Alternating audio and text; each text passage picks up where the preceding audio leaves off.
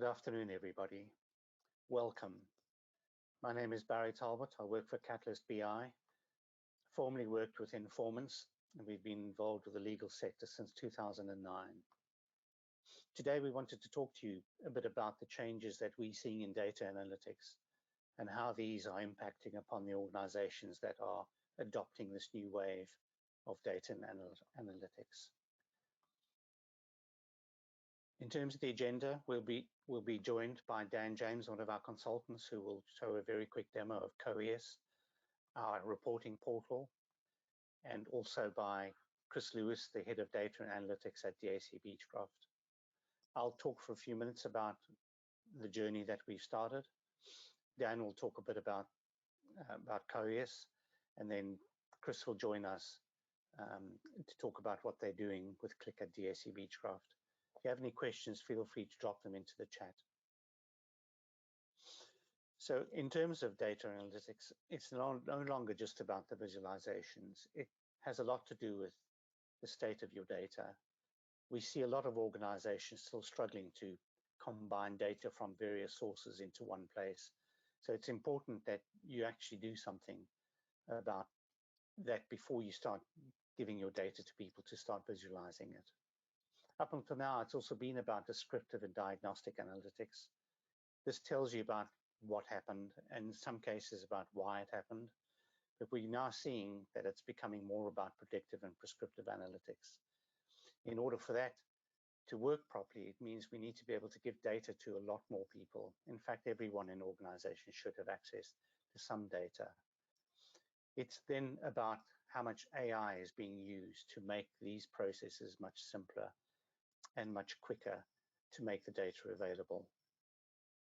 It's also giving us the opportunity then to recognize the value that exists within our data. So how do we do this? It's about adopting a platform that uses these new technologies.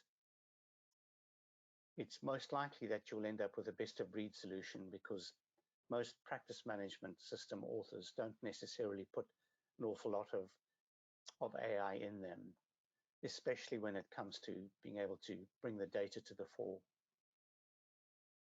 It also means that the platform will take your raw data and start putting it into a state that it can be used by anyone. It also gives us the ability to securely share that data, both internally and externally. We have a few examples of customers of ours that are using our reporting portal to securely share data with their suppliers in order to make a much better profit on many of the goods that they buy and sell. Dan will quickly take us through CoES, so over to you, Dan. Thank you very much. Hello. So what I'm going to do now is give you a quick 5-minute demo of the CoES platform and show you how amazing it is to be able to externalize data in a really nice clean interface. So hopefully you can see my screen, and I'm logged on to our demo portal, which is for our demos. We've got a company called Catalyst Vehicle Solutions who sell car parts, and this is their portal. It's fully on brand, and obviously it can be images and the logos and the colours can all be changed to match your brand, whatever brand or colour scheme you're trying to fit. So what I'm going to do now is I'm going to log on. So I put in my details and I'm just going to log in. As soon as I log in, that takes me to a landing page of my choice. You can see down the left hand side we've got a number of pages. We've got sales, we've got human resources, and I can switch between sales and customer analysis maybe, and go back to sales. It's very much like a web page, and it's really easy to create these objects and charts. And what's really nice is I can make selections on them, move around, so you can see my top level sales numbers, and we can see my sales year on year. And also we can see how much profit in this case I'm making by my products. And remember, we sell car parts. But we could change this to say sales. So I can see I've sold 112 million worth of service parts. And I can select on that and drill down. So we've got a product hierarchy in here. So then I can drill down into spark plugs and notice the selections down here. Service parts, spark plugs. Now we can even filter down onto Volvo spark plugs and keep drilling down, and everything changes according to my selections. And you can just remove these selections down the left and even move on to other pages with those selections. So you can see my top 10 customers who are buying spark plugs from me is here. And I can just make more selections. I can select down on a customer and clear that, and clear all if I wanted to view my top customers as a whole. And you can filter based on sales in web or branch.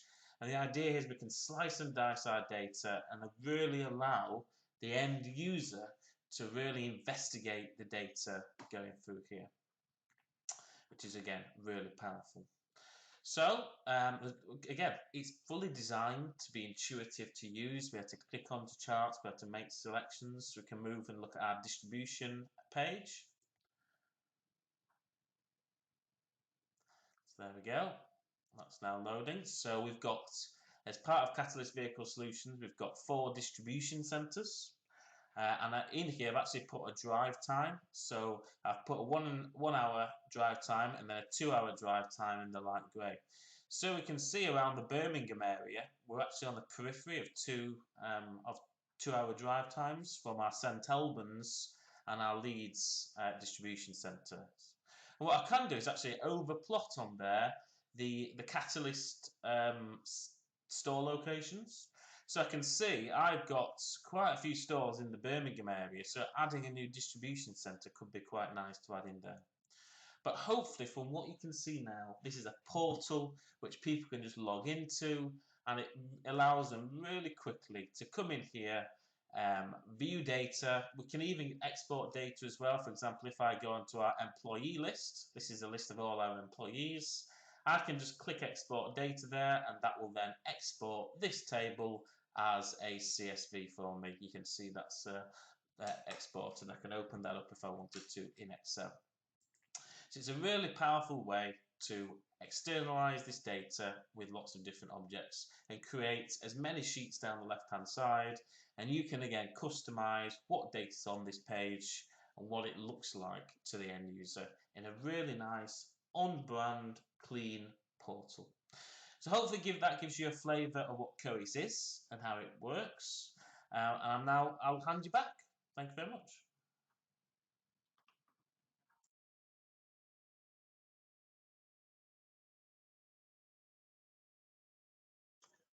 Good afternoon again, everybody. So it just left for us to introduce Chris Lewis from DAC Beachcroft. He's the head of data and insight. He'll take us through their journey that they've had. Chris, over to you. Afternoon. Thank you, Barry, and thank you everyone for joining in on a very sunny lunchtime. So I hope you're actually signing in from your gardens, because I would be. Okay, so let me just check that I'm sharing my screen appropriately. Okay.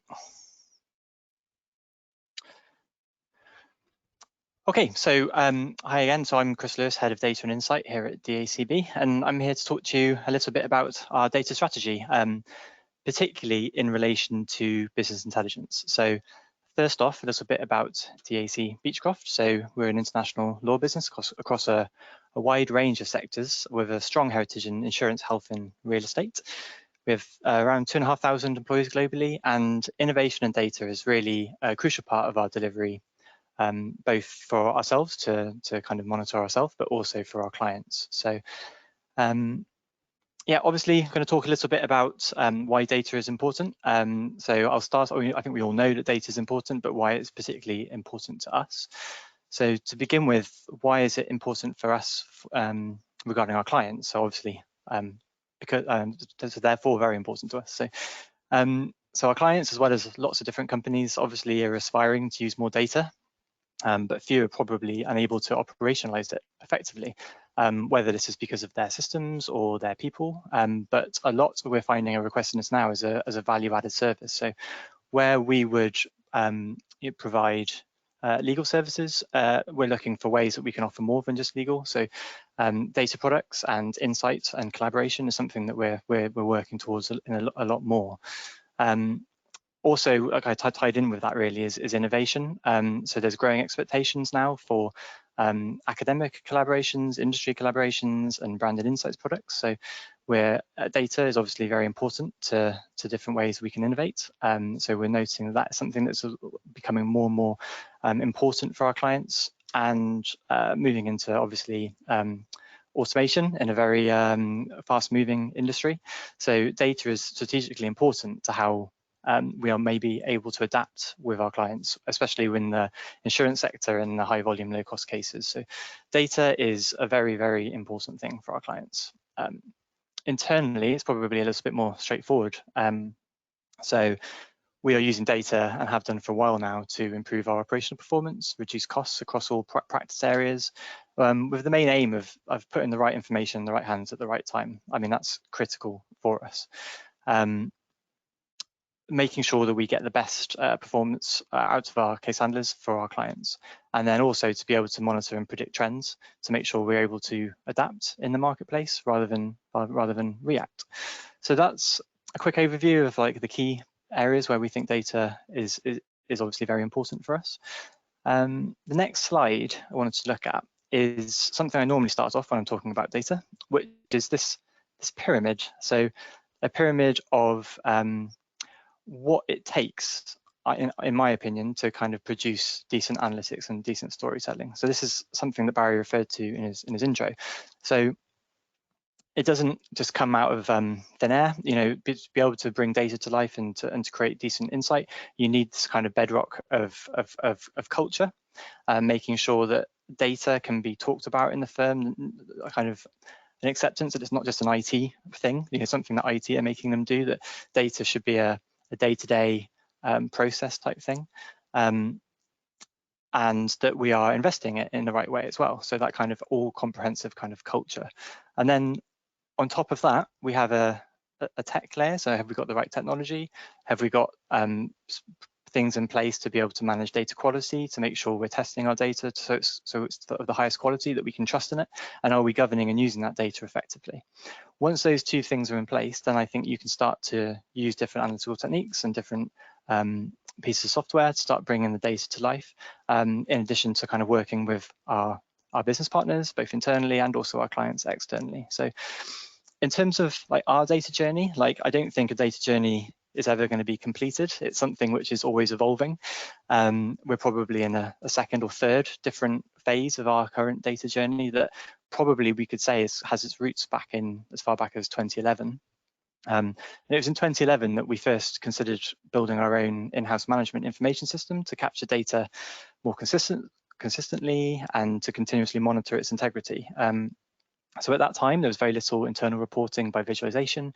A further challenge was that a lot of our client reporting was highly bespoke, information often pulled together just for one client, which couldn't easily be replicated. So we realized that we needed to do something about that. So we created an in-house management system where a lot of time and effort was spent on working with our business areas, with our business services, making sure that we kind of get complete business buy-in to this system and to make sure that it is kind of woven in to the day-to-day processes of people's jobs. In addition to that, we also made sure that we were auto-populating fields as much as possible, automating the process where we can. Obviously, that is a constantly ongoing thing to try and do, to try and make sure that we limit the amount of time people are actually entering data into the system. But it's something back then that we felt was needed, and it is now, you know, almost 10 years on, enabled us to have quite a mature data set now, across all of our kind of volume areas. So we're able to kind of do a lot more with the data than we ever would have been able to 10 years ago. So moving forwards a couple of years from 2011 into 2014, we had a maturing data set at that point, and we realized that we needed to move into maybe purchasing some business intelligence software, and we ended up going with Click. So Click back in 2014, so just ClickView to begin with. And that's when I first met Barry, so who introduced me today. As then, so he and his team at that point worked with us closely to kind of onboard Click.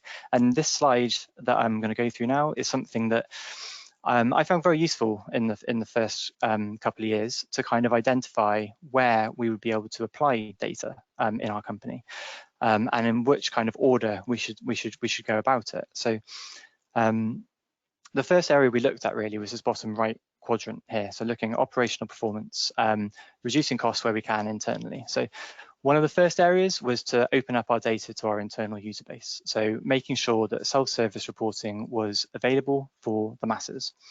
The aim of that was there was a large amount of manual processes happening, maybe Excel reporting, maybe data cleaning, maybe people asking requests of data from our service desk, for example. So we ended up making that data accessible via ClickView dashboards. In addition, we looked at other areas such as workforce scheduling. So for example, we have an app which people can use in their morning scrums. So our teams can use in their morning scrums. So it has like a virtual whiteboard on it, and it just maps out some basic things they need to know for that day. So like how many upcoming tasks are there any key dates they need to be aware of? Do we need to move people around or move jobs around to get the most out of the workforce? Also looking backwards, so what happened yesterday and the day before yesterday, and how is our productivity looking? That kind of application is used day in, day out still. And then data integrity. So I mentioned data integrity already, but we have a report and a couple of dashboard and a couple of processes that look at data integrity in quite a large amount of detail. So for example, we have a set of rules that create alerts for people if things, if data issues are created. So if those rules are broken. Now this has kind of two effects, I suppose. One is that we can identify areas where training might need to be applied to make sure that that kind of culture aspect, that understanding that data is important, needs to be kind of reiterated.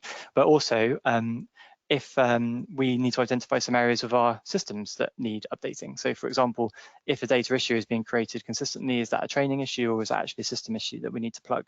So we use that quite in depth, and we've been doing that now for a number of years. And that data integrity thing is crucial to me, because we need to be able to trust any of our data products. So that data integrity layer is integral to that. So that was kind of the first area we started looking at, probably about 4, 5, 6 years ago. And they are all now fully operational and constantly evolving. But in addition, we've looked into different areas of business services, so where we can help HR management, IT management, travel expenses, obviously looking at things like exec level dashboards, financial planning, and more recently spending a lot more time in opening up this mature data set we now have for how we can offer the most to our clients, that kind of value added services. So we started engaging with our clients and collaborating with our clients more to help bring that data to life for them, so we can offer them the best service basically. And that is that kind of top right quadrant there. That's where in 2019 we started working in a lot more depth with ClickSense, and where we've started to make strides forwards in many different areas really.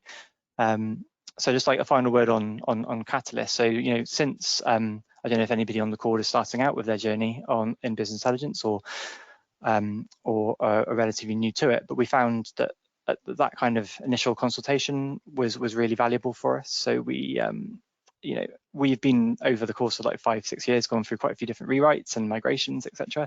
But we still stick to the same kind of principles that were set up in that early days. So yeah, definitely recommend some kind of strategic planning with the code basically to begin with. So that is like kind of like an overview of like the 4 different areas that we started to tackle. And I thought it'd be good now to have a look at a couple of examples. So for example, we'll look at a quick ClickSense dashboard here. A video is playing, you don't need to follow it necessarily. So we have a suite of products, suite of different applications by product or by client that kind of bring all of our data to life for our internal user base.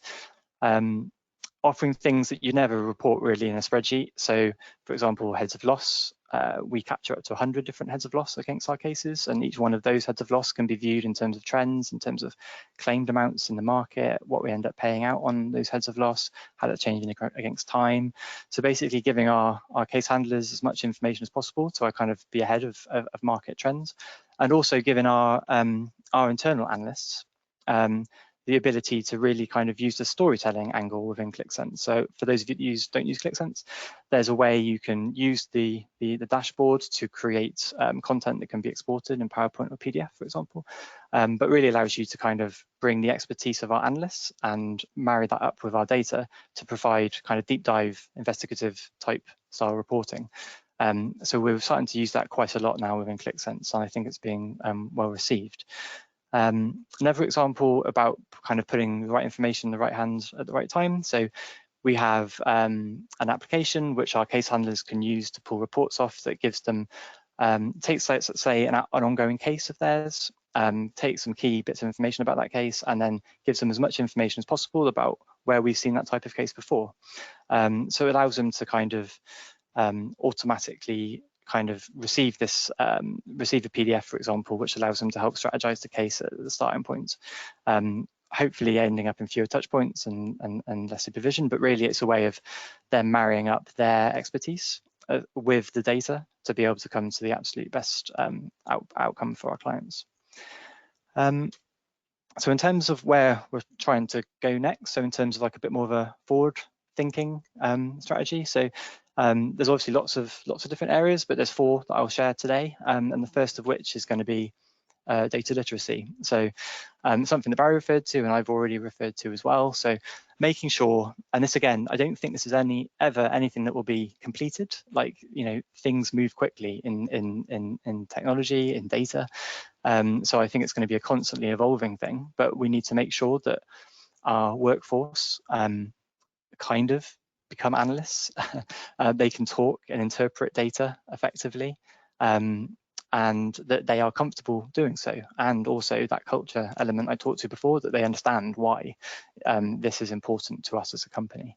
So data literacy is something we're going to continue to kind of put front and center in any strategies.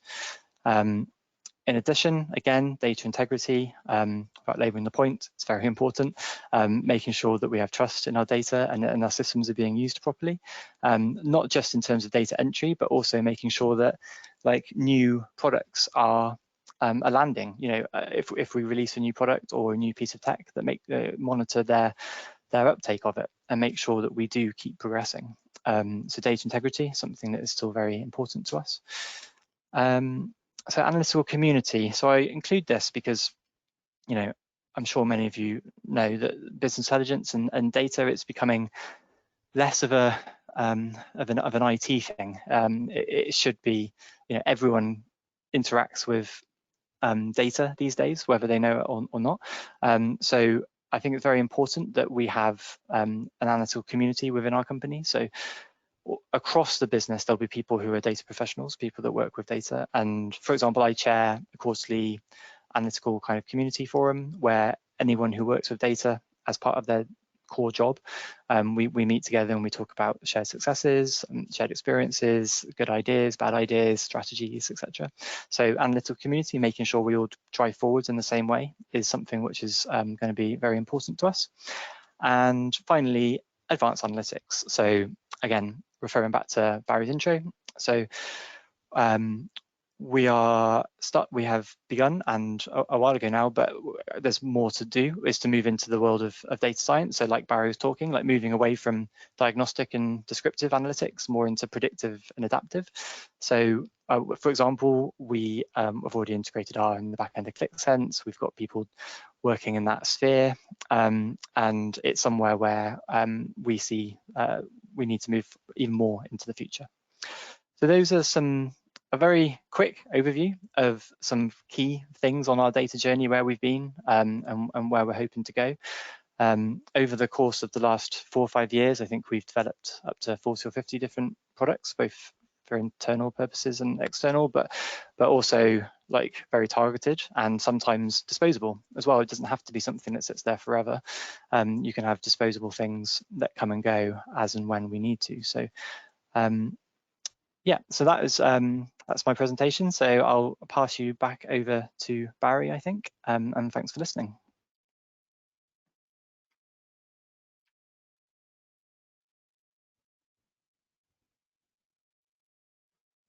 Thanks very much, Chris. just checking to see what level of questions we've got. I'm sure there's some people that would be very interested to ask some questions around that. I'm just looking to see where they are. Hopefully I'll get them shortly.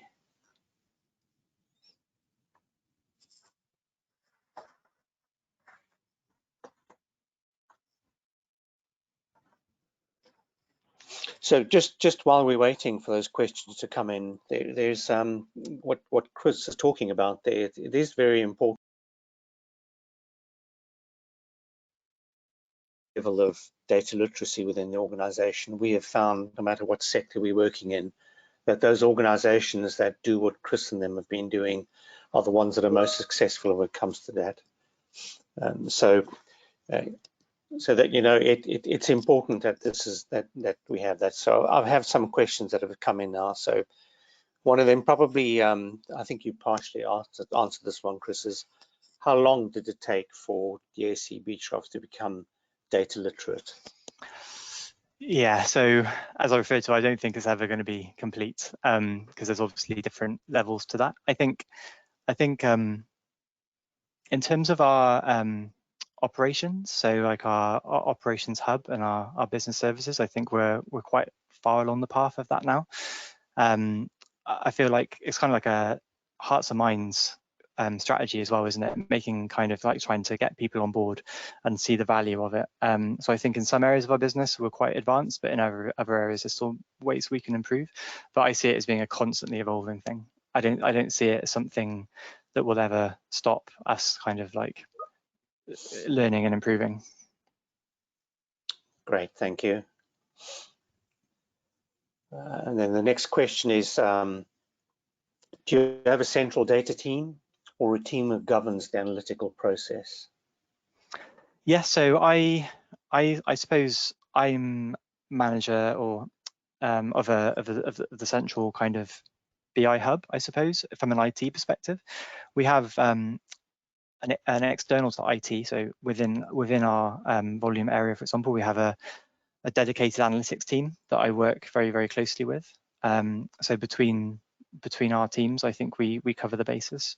But me being within IT means that I'm able to, you know, obviously talk to and work with much more closely our infrastructure, our business solutions team, and also crucially change management. So when things change on our systems, that, you know, that it can be governed by the central hub that I manage. Okay, so in the early days of your data journey, how much did the business engage? Did you actually have to drag them with you, or were there business initiatives that actually got them excited and ready to get going? Yeah, so I think, I mean, it's difficult, isn't it? Because you've got some people, I'm sure everyone knows that, you know, there's some people that are very kind of instantly into data, and maybe they've something in their personal lives. You know, for me, for example, it was, I only really started to get into data through my love of sports and cricket and you know, football tables and things like that. So like, I'm sure there are people out there in DACB, for example, who are into data for all sorts of reasons. And they were, you'd have like some areas that would be immediately on board and would just say, yeah, get it, I'm going to run with it, and we made instant progress. Other areas, the opposite. You know, people sometimes can be very scared of data and IT, and it's a case of kind of slowly bring them round. And for that area, what I found was you need to find that hook for them. So if you want to give them, say, 9 or 10 different bits of information you think they need to know to improve their performance of their team or their role, it's kind of like find that one thing extra that they need. So for example, there might be a way of kind of identifying how they can improve their profitability by 5% or something, or making that immediately available to them. But then, as well as giving them that, you give them lots of other things, and then slowly but surely they start to use that one thing they came to look for, but then absorb the rest because they're there and they're in it. So like, that's kind of one way for it. The other way is like kind of referring back to that culture thing, which ultimately has to be top down. So we did notice it depend on who the managers were of particular teams. So obviously tracking usage of these things and the uptake of different applications, it would be noticeable if you had a a particular supervisor or a particular manager of a whole area, if they were particularly keen on data, then it would flow down because that's what they want to manage by data. So yeah, that kind of top-down approach is pretty critical too. Great, thank you. There's another question here, which I suppose you've partially answered in terms of the teams that you have and the involvement of the user community. So when you start designing some new analytics, is it part and parcel of the process you go through that you will involve those user communities in that? Yeah, absolutely. So yeah, so again, going back to hearts and minds, I think you're onto a completely losing battle if you design something without engaging with people and then just push it on them. So yeah, it's important to get that engagement up front. So we have a number of different ways we tackle that internally. So we have kind of different work streams that look at innovation and have like a kind of more like a workshopy lab-based approach to it, and some things come out of that. We will work with our operational managers in certain areas and help them kind of design the product too. Also in turn, within DACB, we have kind of different networks, so operational excellence networks, and I sit on those too. So people who aren't in IT, so like actual users and are kind of like supervisors, for example, they'll be part of a network where they'll talk about ways of working that they want to change or if they want to improve, and I'll be there, listening, ready to kind of help with how we might be able to tackle that from a data point of view as well. So yeah, lots of collaboration. Great. There's another question just coming out. Do you have any outside bolt-ons to your main system, things like Experian or Dun & Bradstreet that you use in your analytics? Not at the moment, no. So we, like I say, we've taken some stuff off GitHub, for example, to kind of integrate with ClickSense, and but no, nothing else, no other software kind of integrations just yet. Okay, thanks. There is another question as well, and I guess this is like how long is a piece of string kind of question. Does it take particularly long to develop and build a new dashboard? So I would say at the moment, well, obviously, like you say, piece of string, it depends on what data you're wanting to query, I suppose. From a dashboarding point of view, like creating the actual visuals, if what we're trying to achieve, we already have the data transform done, and our data transforms are quite extensive at the moment, then it's the actual development of it can be incredibly quick. So yeah, I would say not long at all, really, if it's something where we already have access to the data and the data is of a suitable kind of state to start to bring into those products. Where it can take a bit longer is if, for example, we are trying to join data, transform data from maybe different data sets, maybe government data sets, or data from outside of DACB. Obviously, then we need to do a lot more work on the data, so cleansing or transforming, and that's the bit that, in my experience, I think adds the time on to what it takes to develop. But actually using the products that we have, if it's using our existing data transformation layer, then it's very quick and easy to do. I would say no more than a couple of weeks, really, depending on the quantity of data that you want to look at. So there is another question that's just come in, and it's related to what you've just said. What is your approach to data security? So yeah, we're very hot on that. So we have any product we create, we have a practice governance and risk team, obviously, and every product we create, we fill out a DPIA, so a data protection impact assessment for, and we make sure that all of our data is obviously of the highest quality, as I've outlined. It's something we take very seriously, but it also in terms of how the data is stored as well, and only making data available to for the very minimum of what we need to, basically. Okay. Right, and then there's a question about your CRM system. I don't know if it's separate, but I guess it came up in the slide where you were showing the build of your 360 view of your data. Is your CRM system integrated with your matter management system, or is it separate? With regards to what are applications? Sorry, so I don't completely know how to answer the question, I'm afraid. Okay, that's fine. Yeah. It's fine. No, it's just that CRM systems are sometimes built into an ERP system or a practice management system, and I think the question has come just to get an understanding of whether that's two sources to you guys or whether it's one source of data. Yeah, well, we transform. We probably have a number of different extracts that we bring into one transformation layer. So Okay. yeah, we do join together up in the transformation layer from a few different sources. Okay. All right. That's great. Thanks.